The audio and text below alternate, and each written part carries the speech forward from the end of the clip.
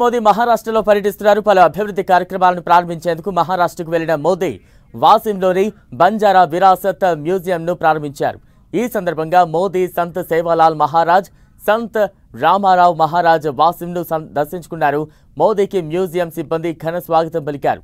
అనంతరం సంత్ సేవాలాల్, సంత్ రామారావుకు మోదీ ప్రత్యేక పూజలు జరిపారు. మోదీ పర్యటన సందర్భంగా వాసింలో పలు సాంస్కృతిక కార్యక్రమాలు నిర్వహించారు. గిరిజనులు నృత్యం చేస్తూ మోదీని స్వాగతం పలికారు. ఈ సందర్భంగా మోదీ డ్రమ్స్ వాయించారు. కొద్దిసేపు డ్రమ్స్ వాయిస్తూ మోదీ గిరిజనులను ఉత్సాహపరిచారు.